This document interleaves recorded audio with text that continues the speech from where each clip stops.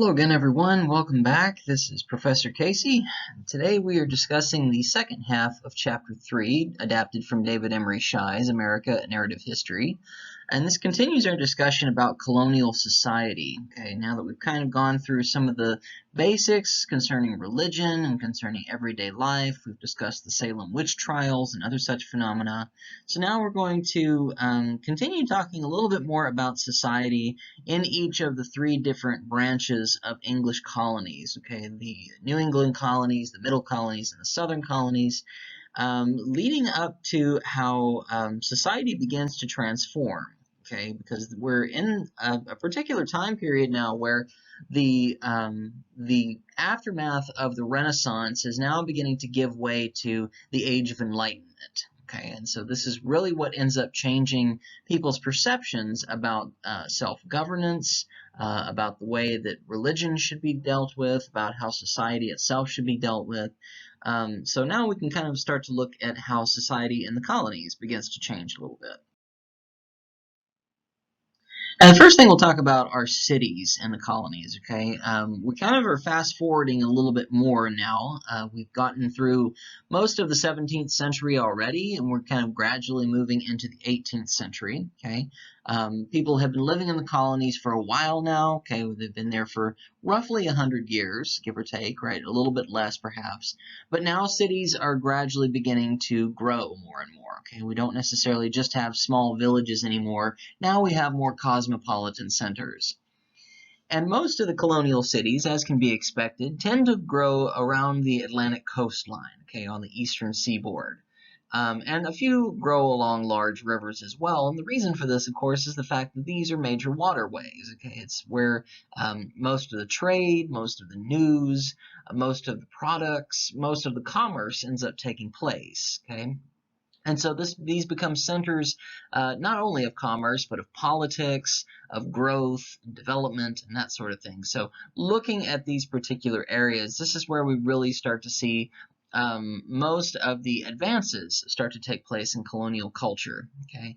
And they end up comprising about 10% of the entire colonial population, okay? So by and large, most people are still attracted to the rural setting outside of cities, okay? We still are relying largely on an agrarian society where people are working farmsteads and that sort of thing, perhaps on plantations in the South.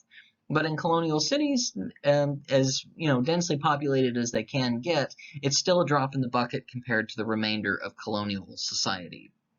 And as I said, this is where politics, commerce, culture, and everything really ends up forming more so than anywhere else. Okay, people out in the in the rural areas get most of their news from the colonial cities. They get their mail, perhaps if they are getting mail. They get all the products, all of the imports, and everything from cities.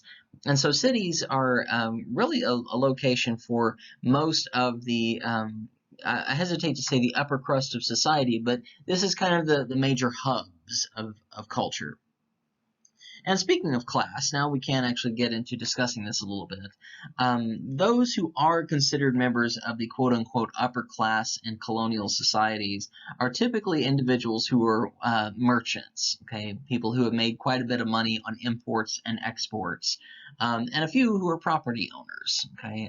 If you own property in the colonies, right, you typically are looked upon as being more wealthy than an individual who doesn't. Okay, quite frankly, because property is expensive. Okay, the land itself might have been cheap when they first got there, but now that it's being developed, now that people are beginning to live there, people have lived there for a couple of generations, it's starting to gain more and more in wealth.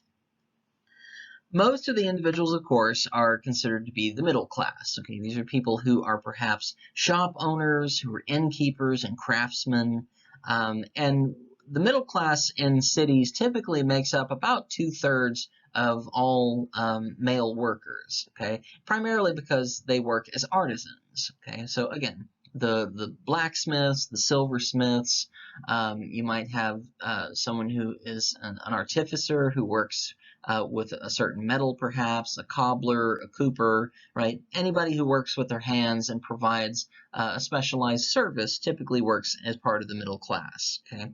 perhaps they have apprenticed with a master, and now they are growing into becoming masters themselves. And so there's a big long list here that you could look at. Individuals like tailors and weavers, stonemasons, sailmakers, and so forth. And it all depends on the location in the city and what special services are needed. And then the lower class in colonial cities, again, tend to be still individuals who are manual laborers, okay, the working class. And this includes sailors, right, guys who are actually on board ships to load and unload freight. Of course, as I said, manual laborers of any kind, you know, whether they move from one job to the next from day to day, anyone who is a servant, and of course, anyone who is a slave. And of course, cities at this point in time are still very crowded, very dangerous places, just because they are, you know, away from the wilderness and so forth. It doesn't necessarily mean they're safer. Okay, crime is still an issue, as we've already seen. A lot of criminals have been transplanted from Europe to the Americas now, and of course, not everybody who comes to the Americas is highly scrupulous. Okay, so you can run into those problems. And of course, not just crime, but disease as well. Okay, a densely populated place, if something like cholera props up, or you get a fever of some kind, it can very quickly move through a city and decimate the population. So there's all kinds of different epidemics that can occur in this particular regard. And we start to see the development of more urban institutions over time as well, okay? We've already talked about the dangers of an open fireplace, especially in a colonial setting, right? In a small village, it could catch a house on fire and people are kind of left to their own devices as far as putting it out. But in a city, we start to see the development of fire companies, okay? We actually get, you know, firemen showing up and being able to put it out in one way or another. Okay, this is still before any kind of underground plumbing or fire hydrants or anything, but you might have individuals who are especially employed to be able to put out fires. And of course, crime and violence, as we've already mentioned here, leads to the necessity of sheriffs and local militias. Okay, we don't necessarily have an active standing police force in cities just yet, but we do have a sort of branch of law enforcement, so to speak. And the individuals who make up the law enforcement are, again, typically volunteer militias of some kind. Perhaps they get paid over time, right? If there is an actual standing order for them, and they're headed by a local sheriff who answers to a magistrate. During the mid-1700s, we also have a sharp rise in the poor and homeless populations. Okay? And this leads to a really harsh reality that not everybody who comes to the New World is going to make it. Okay?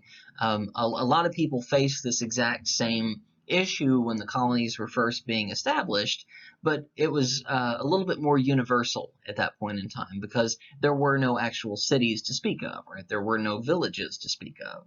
And so now people are actually coming over and they're not able to find employment, or they find employment for a brief time, they might get injured, they can't work anymore. And so we start to see the development of poorhouses and that sort of thing. And especially once we enter into the beginning of the 19th century, this really becomes a major hardship. And the necessity for charity and that sort of thing ends up rising just as sharply as what we're talking about here. So colonial authorities can, to a certain extent, provide a sort of welfare system for individuals who are poor and homeless. They can get a little bit of money, some food, clothing, and perhaps fuel for a fire, some coal or something along those lines. But it's really only temporary, okay? And typically, in an instance like this, the need ends up outpacing what is actually available. So this is why we end up with poor houses, okay? And poor houses, beginning in this time period, and again, going all the way into the 19th century, were actual institutions, okay? This was essentially along the same lines as a modern-day homeless shelter. Except in this case, people who actually do go there don't have a whole lot really given to them, okay? They might have a bed with a roof over their heads, but that's really about it. They don't always get food. Many people who do go there are often sick, or they've been injured or something along those lines, and they are going there in many cases to die. Okay? So if you are, especially if you are an elderly individual, if you might not have family and you are, getting on in years, you might be feeling a little bit sick. Chances are you might end up dying in the poorhouse. Okay, and it's a terrible place to have to live, because this is still where anybody who is kind of a quote unquote misfit in society at this point ends up kind of getting shoved in there. Okay, kind of pigeonholed into the poorhouse.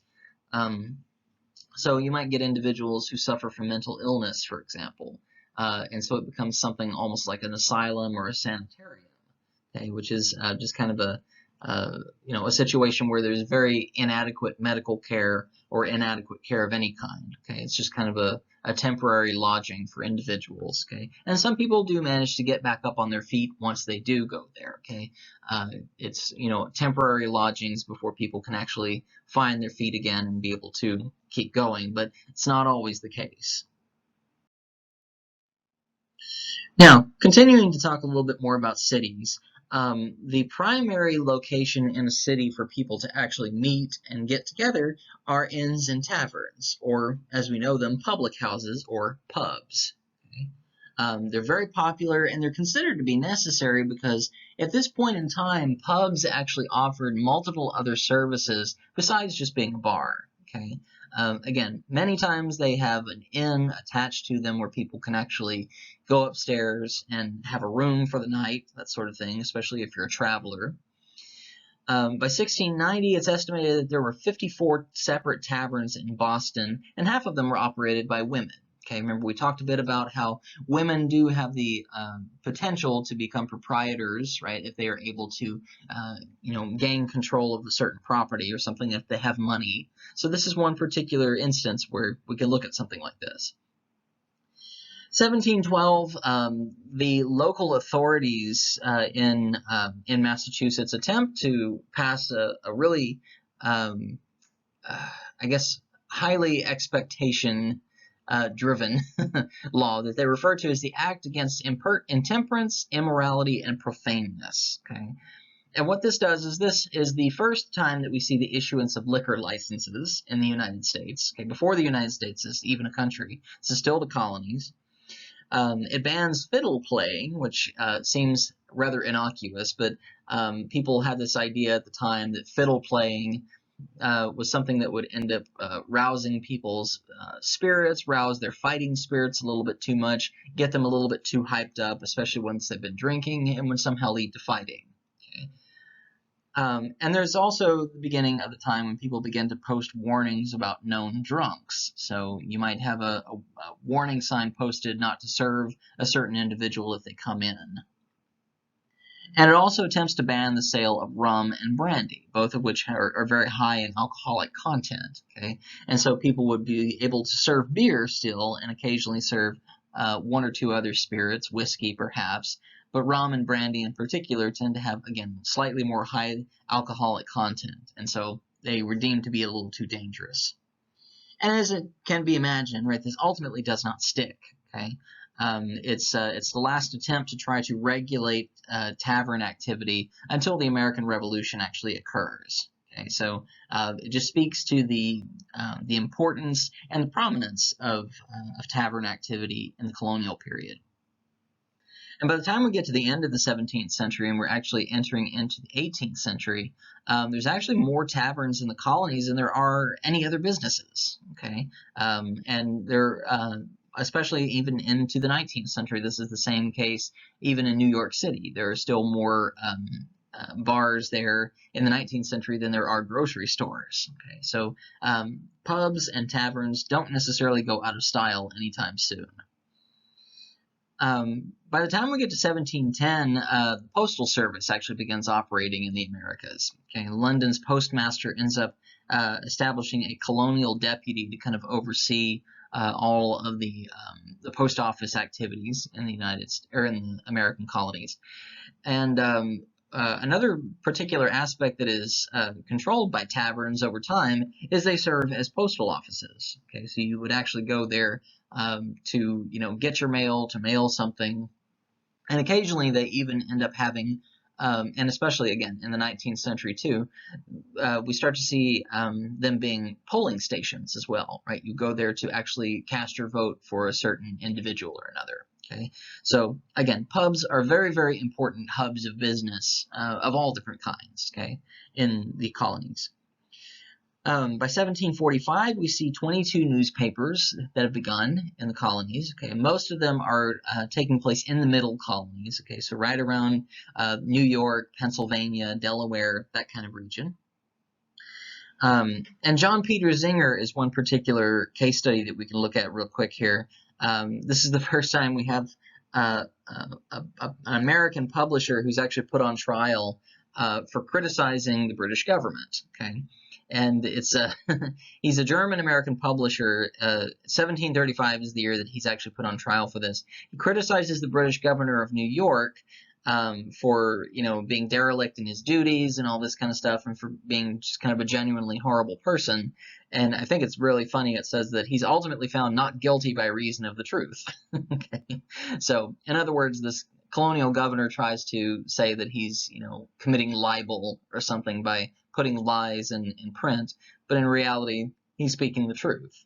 Okay, so again, newspapers and publishers and stuff like that all kind of have their beginnings. This is kind of the beginning of what we see with people beginning to turn a little bit. Okay, not everybody living in the colonies is happy with what the colonial government is doing. Okay, so we're still not quite to the point of the actual revolution. Okay, 1735. Of course, we're still about 40 years out, but this is still kind of the rumblings before we actually get there. Now, since we've moved past the age of the Renaissance, we're moving into a period known as the Age of Reason, okay, otherwise known as the Enlightenment, okay.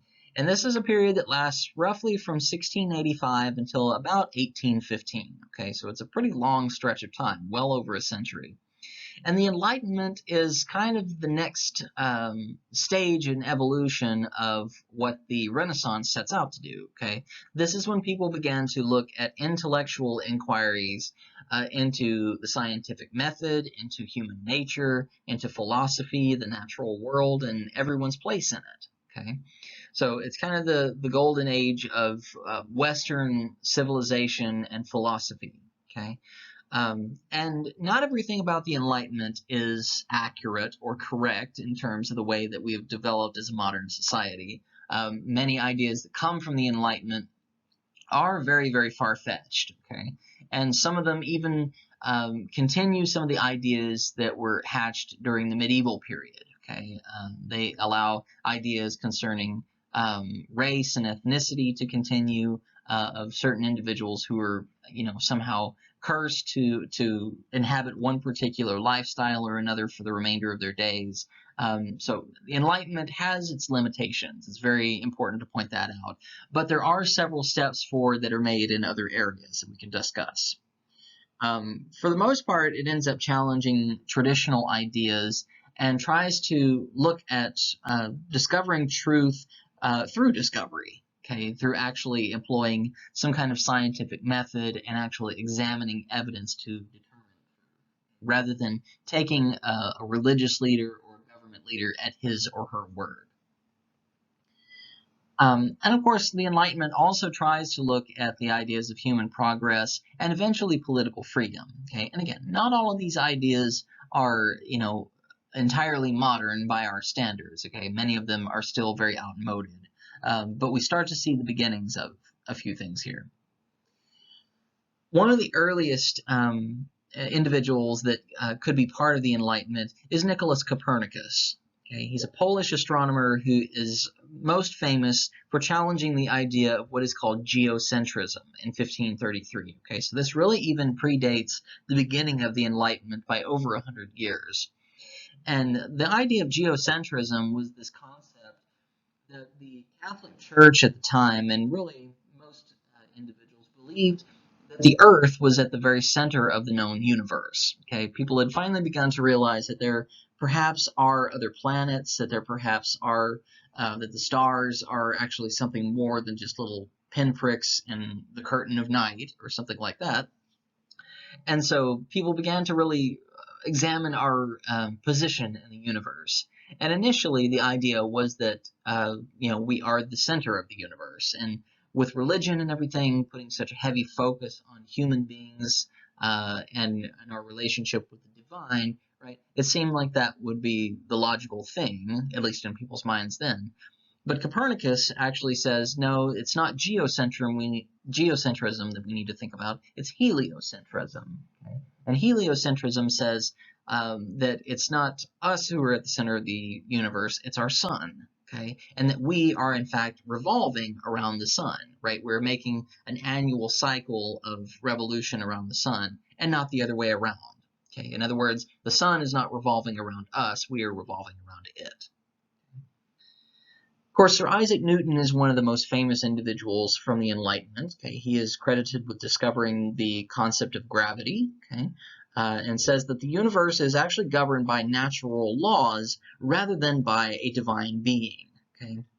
And of course, this is something that is extremely challenging for religiously minded individuals at the time. Okay, saying that God is something that can be found in the details, but not necessarily an objective being, could potentially come across as blasphemy for a lot of people. Okay, and Isaac Newton himself was involved in all kinds of things. Right, he was very interested in spiritualism. He was interested in the idea of geometry as being something that could tap an individual into the divine. So not all of his ideas are necessarily aligned with what we see in the Enlightenment and the common image of him discovering gravity because an apple fell on his head.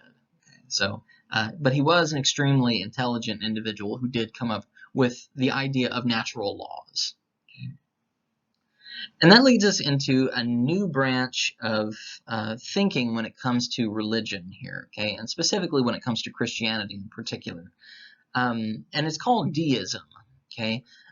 Deism is an idea that is sometimes nicknamed the watchmaker scenario, okay.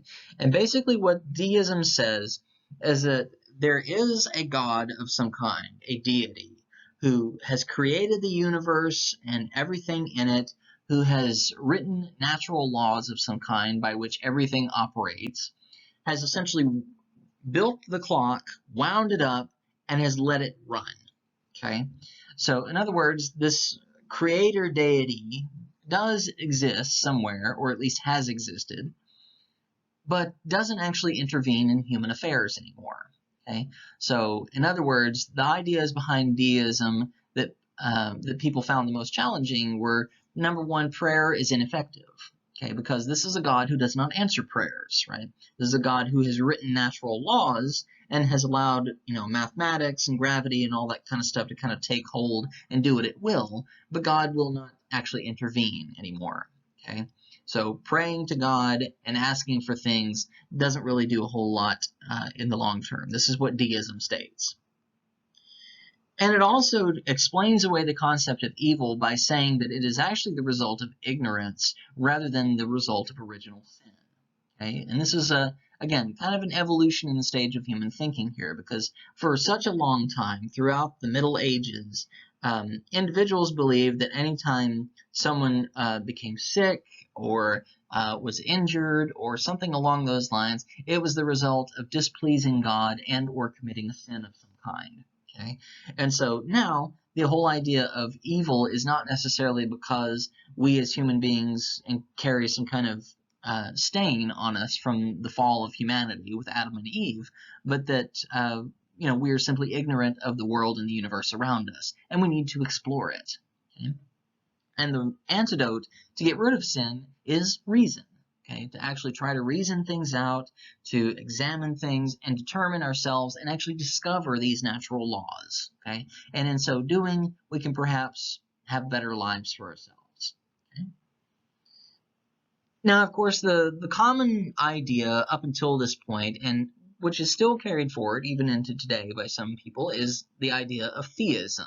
Okay, and theism is the more traditional belief. Okay, it's the belief that there is a God that exists who created humanity, that has created everything in the universe, who answers prayers, who intervenes in human affairs, who can stop natural disasters if he chooses, right? All these types of things. Okay, And so theism basically says that this is an active relationship that human beings have with God. Okay, most fundamentalist churches still believe that theism is the accepted idea.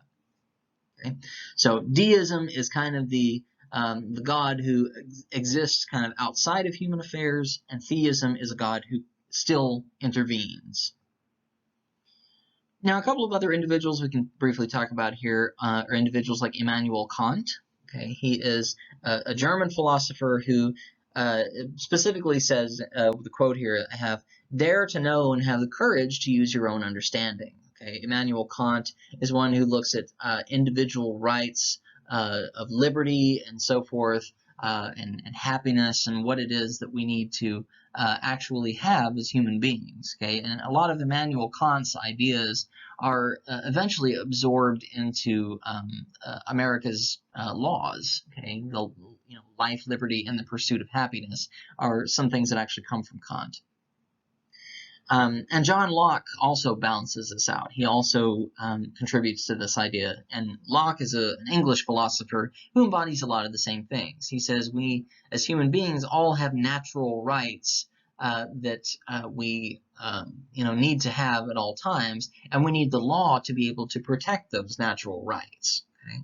So again, you're starting to see some of the rumblings of things that end up influencing early American policy and laws. Now, when it comes to America's role in the Enlightenment, okay, and again, this is still before America is even a nation, right? We haven't even gotten into the actual conflict yet. We have individuals, though, who are free thinkers like Benjamin Franklin, okay? And Franklin is considered to be an embodying figure for the Enlightenment because everything that he does and everything that he practices tends to embody the principles of the Enlightenment, okay? For one thing, he is known as being a skeptic and a free thinker, okay? He doesn't necessarily subscribe to the idea of a God who intervenes, okay? He is very much a deist in this regard. He questions religion, he questions philosophy on a regular basis. He himself is an inventor. Okay, we know that Franklin actually invented the bifocal lens for glasses. Okay, we know that he invented the Franklin stove, that he is credited with discovering how to harness electricity.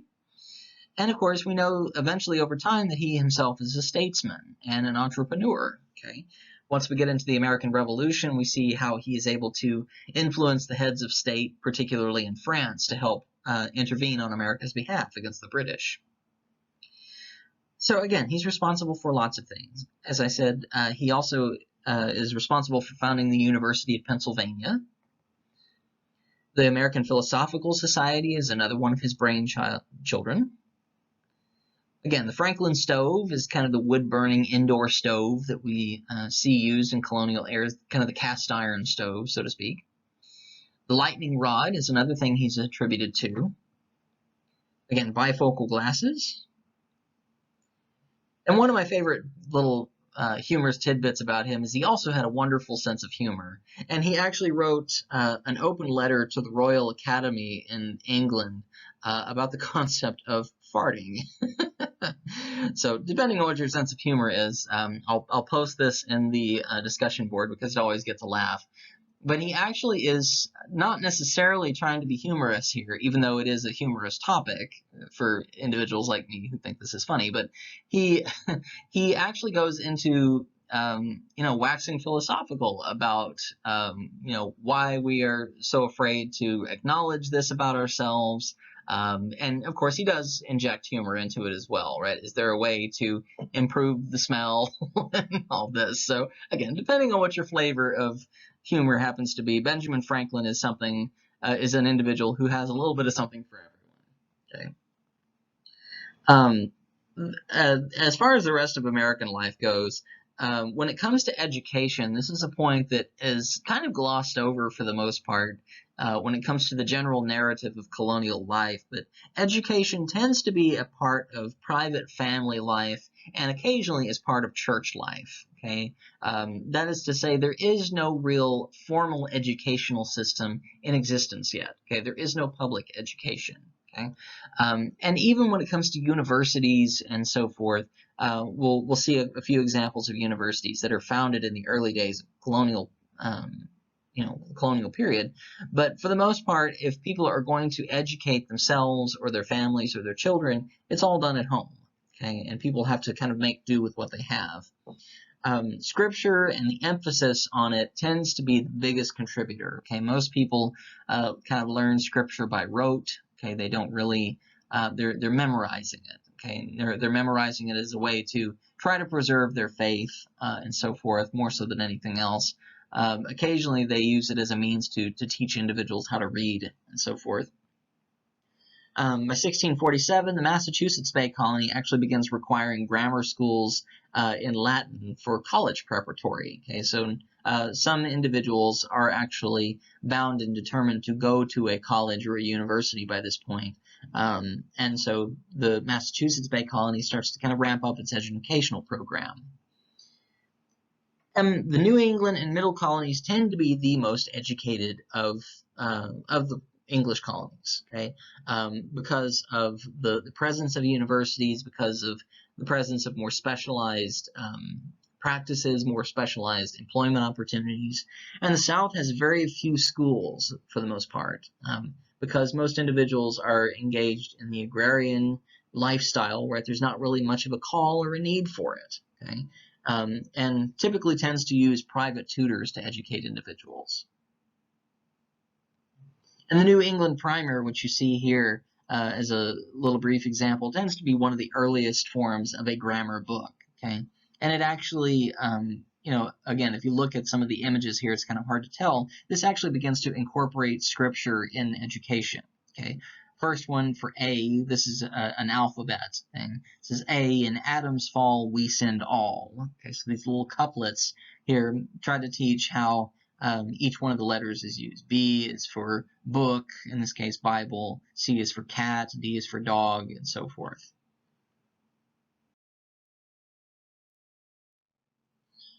Now, concerning religion again, okay, we also enter into a period in the first few decades of the 18th century known as the Great Awakening.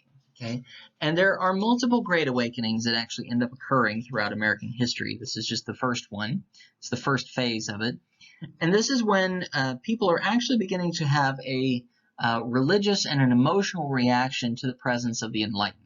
Okay, not everybody's on board with Enlightenment principles. Okay? As we already said, some of them border on being blasphemous or offensive to certain individuals, and so there is a kind of a greater snapback, I guess you could say, with the idea of renewed Christian zeal in the country. And this ends up becoming responsible for creating two major new Christian denominations that still hold a lot of sway even today, the Baptists and the Methodists. Now, by this point in time, as we've already kind of hinted at in the past chapter and a half or so, most of the colonial governments at this point are endorsing individual Christian denominations. Okay, so the Church of England, or Anglicanism, is present primarily in Virginia, Maryland, Delaware, and the Carolinas. Puritanism is located almost exclusively in New England. Okay, so if you go to the Massachusetts Bay Colony, or Plymouth eventually becomes part of that, it's all Puritans. The Dutch Reformed Church is primarily present in New York. Okay, this is with a few Anglicans peppered here and there. And the Quakers are primarily located in Pennsylvania, okay, again, kind of where they still remain for the most part today. And most of the churches that exist at this point, again, are still married very closely to local governments, okay? So any taxes that are collected are almost exclusively funneled into local churches, okay, to help, with upkeep and to pay stipends and so forth. And so a local church typically will not allow a preacher of another faith to come in and preach without permission. Okay, and this actually, the idea of the Great Awakening begins the concept of what we call itinerant preachers. Okay, and these are individuals who are traveling ministers who go from town to town spreading their own form of the Christian gospel. And here we go. Okay, these are evangelists who tend to be very, very outspoken. Okay, and if they can't find a church to preach in, sometimes they'll just climb on a soapbox and start preaching to anybody who will listen. Okay, unsurprisingly, itinerant preachers will quite often be arrested and or fined for disturbing the peace, okay? And they tend to stress, this idea of repentance, reform, not unlike some of the street corner preachers that you see in major cities even today. One major individual who does emerge as part of the Great Awakening here is a guy named Jonathan Edwards. And he's a Massachusetts Congregationalist minister, okay, very similar to what we see with the Puritans. And he tries to specifically attack the Enlightenment using religion, okay. And he is most well known for writing a sermon called "Sinners in the Hands of an Angry God," okay. And this is a very heavy fire and brimstone imagined sermon where he basically says that God is angry with human beings for trying to challenge traditional forms of religion. Ironically, he's part of a Protestant movement here. But he says that God is going to, again, rain down fire and brimstone. He's going to cause individuals to, be cursed and this, that, and the other. And basically, he's trying to scare people into salvation, right? Try to scare them into straightening themselves out and doing what he wants them to do. Okay, and it's not an old idea. It's not a new idea either. Okay, this is something that is that continues again even well on into the present. And the religious landscape of America, again, starts to change quite a bit with the Great Awakening. Okay, religion, for example, becomes much more personalized than it did before. Okay, people begin to experience greater calls for redemption and for looking at personal guilt when it comes to possible sinful behavior and so forth. And so people began to look at God as being kind of a personal God or a personal savior of some kind. And it's still a very heavy doctrine within the Baptist and Methodist churches even today. Okay? The emphasis on personal salvation starts to move away from the idea of an established denomination in terms of actually, following exclusively what a church denomination orders you to do or what is expected of you, okay? Placing more emphasis and more importance on an individual's personal salvation over just following church rules. And a lot of this has to do with the fact that most religious denominations in the country are still at odds with one another, okay? There's not really any religious uniformity, okay? So the version of Christianity you run into in Pennsylvania is dramatically different from what you would see in Massachusetts. And of course, evangelists constantly criticize the idea of routine religion, okay? The idea that using, heavily based rituals or ones that are kind of just done out of memory and tradition instead of actually making them emotional appeals to God is kind of the wrong way to do it. Okay? And of course, the Baptist evangelists are the ones who are typically jailed the most often for disturbing the peace because they make the most noise. And they're the ones who end up condemning local religious leaders for their practices, for trying to, snap people out of their, day-to-day lives and their day-to-day ways of doing things. And of course, not everybody wants to hear it. And the middle and southern colonies are the most targeted regions for these types of revivals. Okay, and again, even in the South today, the Southern Baptist, the Methodist Church, all have very, very heavy presences. And a lot of the religious denominations of the colonial period still exist in one form or another, in many cases in the North. Okay, so this is kind of the beginning of what we see with the kind of the modern pattern, geographically anyway, of Christian denominations. And also, as we mentioned earlier, there are a few colleges that do begin to form during this time period, and most of them, most of the well-known Ivy League schools in particular, all have a religious affiliation that has either been suppressed or forgotten, or in some cases is still moved to the forefront. Okay? And most of the time, these denomination-based colleges are formed because of the accusations from revivalists that people who follow these religious practices are doing it simply out of ignorance and out of kind of a pattern of behavior. So Harvard, for instance, is founded in 1636 by Puritans, okay, who were very eager for literacy. Yale, which is Harvard's rival, is established in 1701 by Puritans in Connecticut, and it has to do with Orthodox practices here. Again, this is the beginning of their rivalry. Okay? They're both founded in the same religious tradition, but they don't agree with each other on Orthodox practices. The College of New Jersey, which is now known as Princeton, is founded in 1746 by Presbyterians. King's College, which is now Columbia University, established in 1754 in New York by Anglicans. The College of Rhode Island, which is now Brown University, founded in 1764 by the Baptists. And Queen's College, now known as Rutgers, is founded in 1766 as a Dutch reform school in New Jersey. And finally, Dartmouth was founded in 1761 by Congregationalists in New Hampshire, and it was originally meant as a school for natives to actually convert them to Christianity and to try to educate them in the European style of life.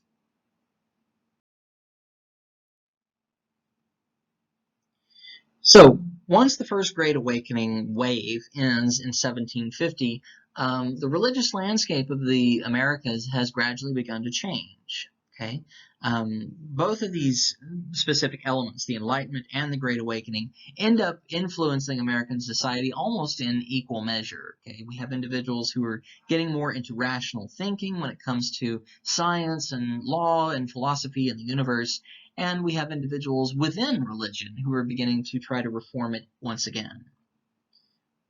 So we see science and philosophy changing, and again, we see more diverse religious denominations. And both of those kind of attempting to marry together here is what we see with the outcome of religious colleges in America. And it ends up weakening the control of state-sponsored churches. Okay, so local churches that are, gaining taxes from individuals on a regular basis start to lose a little bit of support here. And this is where people are starting to look at the idea of separating the two. Okay, moving church onto one side and state on the other side. And again, we're still quite far away from Thomas Jefferson coming in as president and attempting to change some of this. And even before he becomes president, really, when he's simply a philosopher. But this is kind of the beginning of the rumblings of that, okay, where people begin to separate the two rather than keeping them so close together. And for better or for worse, it increases toleration, okay? And toleration during this period is not necessarily considered a virtue among the religious especially. People consider toleration to be a means to an end at this point, right? It's not something that you do because it's, the right thing to do, that you're not necessarily looking at individuals as equal to yourself, even if you don't agree with them, okay? Toleration basically says we're biding our time until we can take over again, okay? So again, in the modern sense, toleration is different from what it was back then. But more so than anything, the promotion of individual thought and belief is really what begins to plant the seed that causes people to think, okay, to think about their own position in relationship with the individuals who are in power over them, okay, whether religious or law-based. Okay, so this is what kind of starts the idea of not necessarily revolution, but at least social and intellectual dissent. Okay, so people start to look at what England is doing, and they don't always agree with it. And therefore, people begin to have a greater desire for freedom from certain institutions. Okay, so freedom from religious institutions and from law-based institutions. Okay, so beginning in the next chapter, we'll start to see how the colonies begin to be embroiled in conflicts both from within and from without. Okay, so take care, everyone, and I'll see you next time.